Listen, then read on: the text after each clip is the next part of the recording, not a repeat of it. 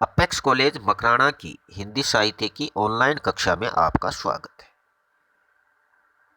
आज जिस विषय पर हम चर्चा कर रहे हैं वो आपके सिलेबस में यानी आपके पाठ्यक्रम से लिए गए कवि हैं। वो है निराला जी यानी सूर्यकांत त्रिपाठी निराला। गत कालांश में हमने जयशंकर प्रसाद के बारे में पढ़ा था। अब अगला आपका जो चौथा अध्याय है वो है सूर्यकांत त्रिपाठी निराला।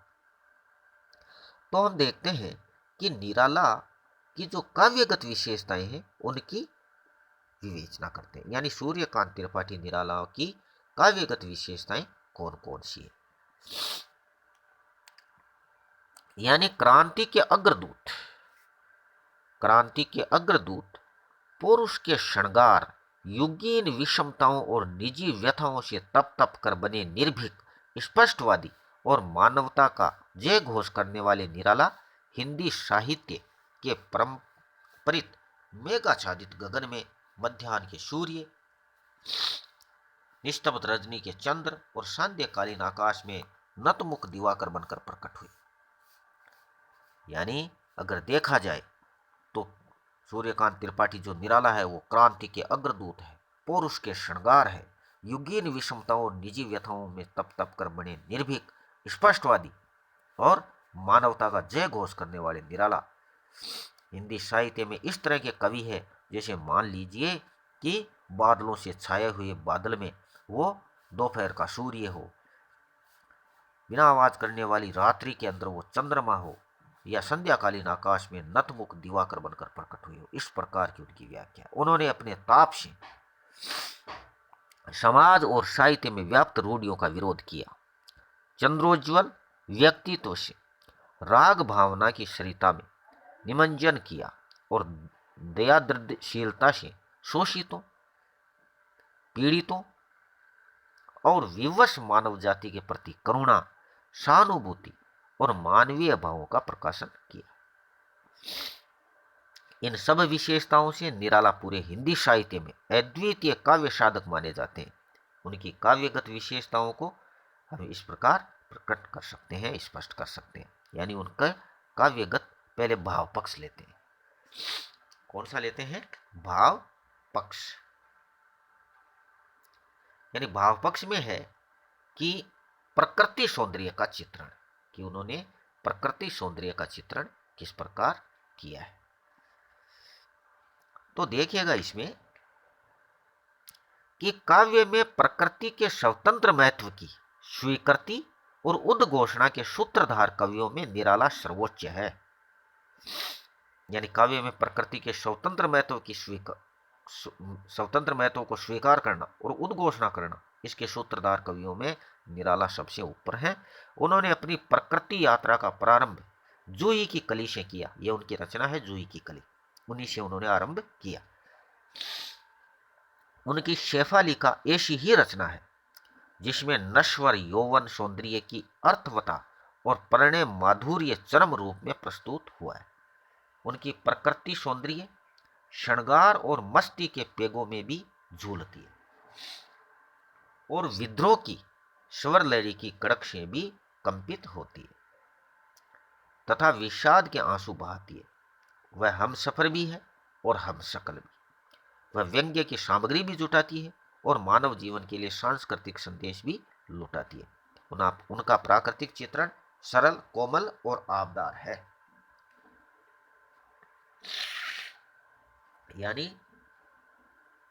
सूर्यकांत त्रिपाठी निरालम का जो प्रकृति सौंदर्य है वो अपने आप में अनूठा है, या ऐसा कह सकते हैं कि सरल, कोमल और आबदार है।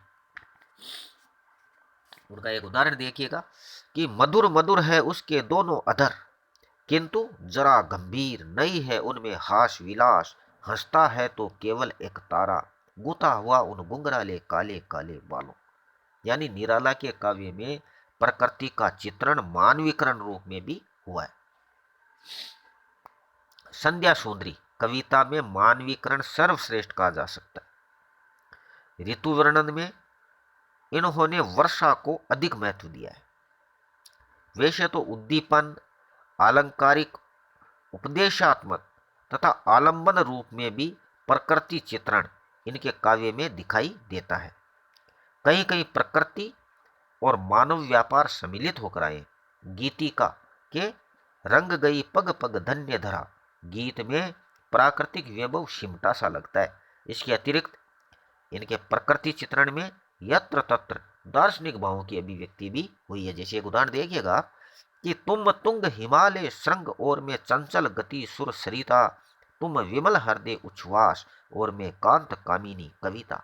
इस प्रकार उन्होंने प्रकृति चित्रण में दार्शनिक भावों को भी प्रयोग में लिया है। तो इस प्रकार निराला का जो प्रकृति सौंदर्य का चित्रण है वो अपने आप में अनूठा है। दूसरा बिंदु जो लेते हैं प्रेम और श्रृंगार विलास। दूसरा जो बिंदु है निराला की काव्यगत भाव पक्ष का वो है प्रेम और श्रृंगार विलास।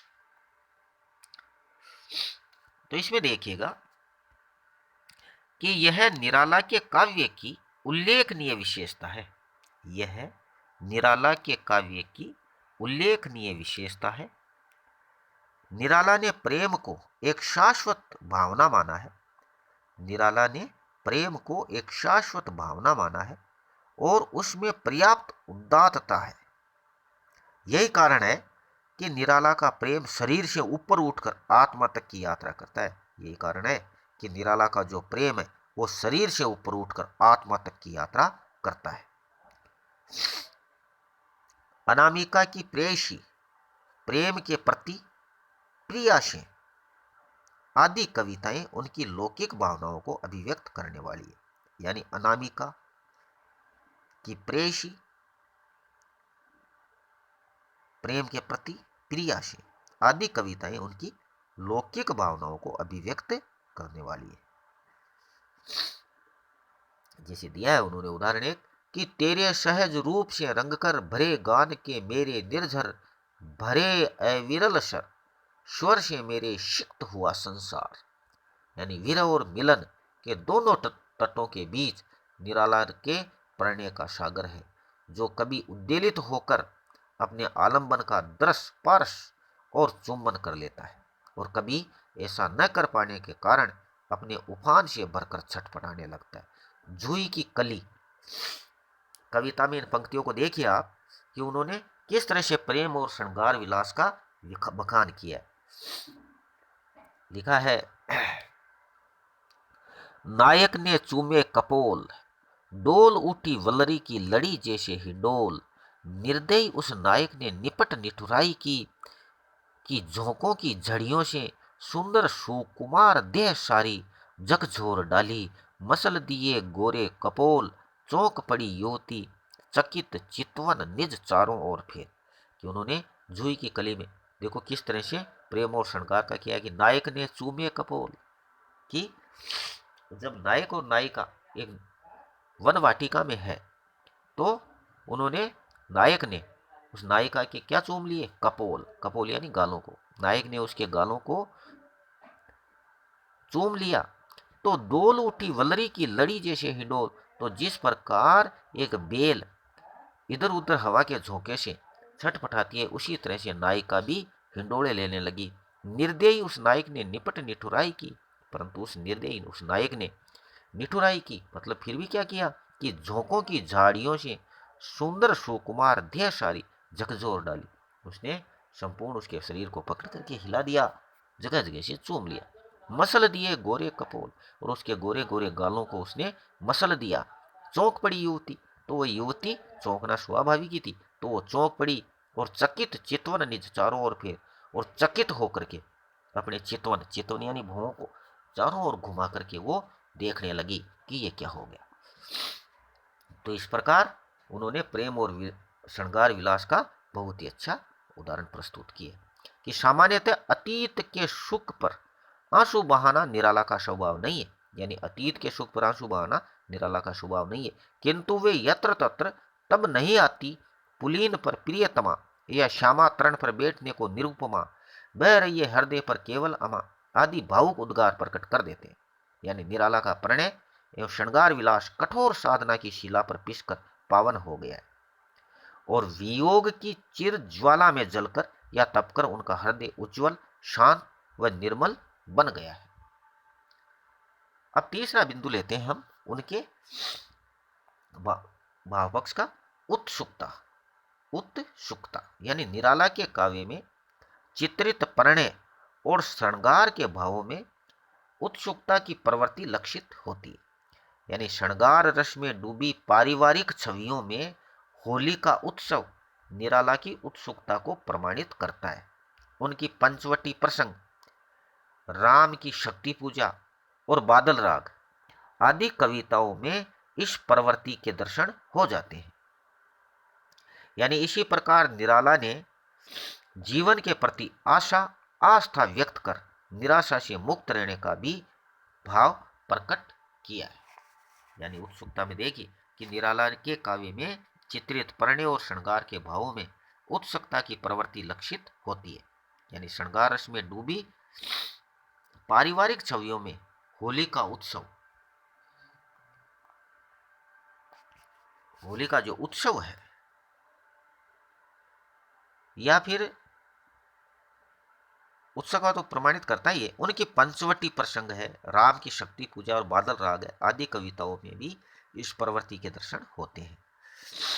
इसी प्रकार निराला ने जीवन के प्रति आशा आस्था व्यक्त कर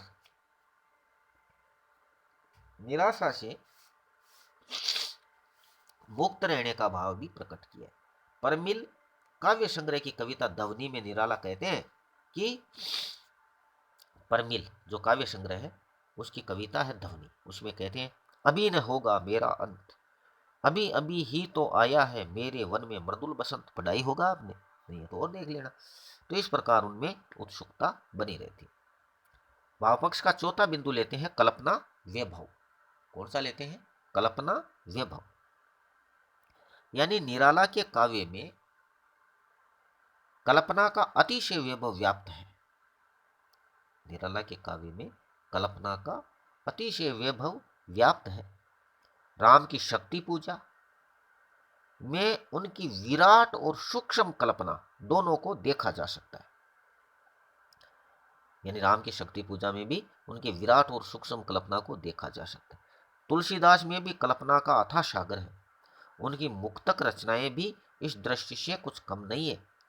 परंतु भिक्षुक, विधवा और नीचे उस पार श्यामा इसके उदाहरण है। यमुना के प्रति निम्न पंक्तियां द्रष्टव्य कि सूर्यकांत त्रिपाठी निराला ने कल्पना वैभव में यमुना के प्रति किस प्रकार के भाव व्यक्त किए वो देखिए।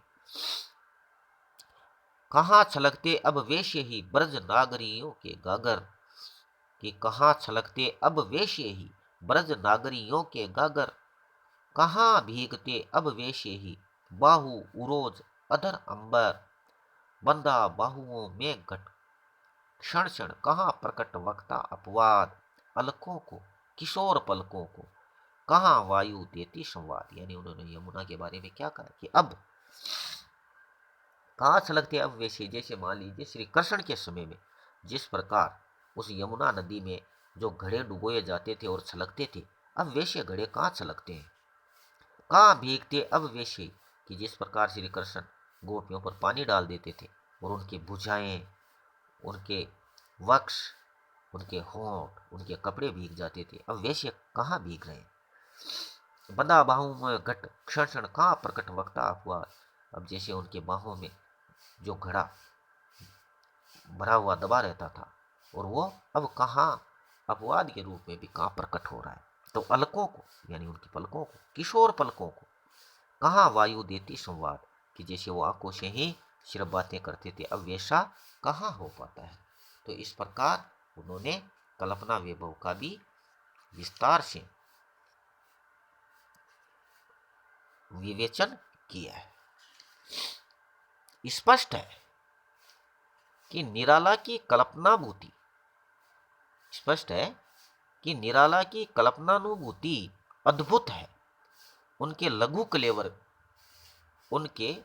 कलेवर गीतों में कोमल कामनीय कल्पना वैभव का साम्राज्य दिखाई देता है। यानी उनके लघु कलेवर गीतों में कोमल कमनीय कल्पना वैभव का साम्राज्य दिखाई देता है।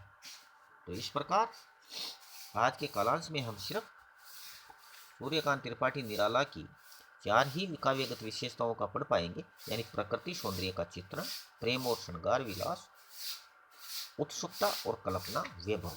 इसके अलावा आगे भी उनकी बहुत सारी विशेषताएं हैं, उन विशेषताओं को हम अगले कालांश में फिर पढ़ेंगे। तब तक के लिए धन्यवाद।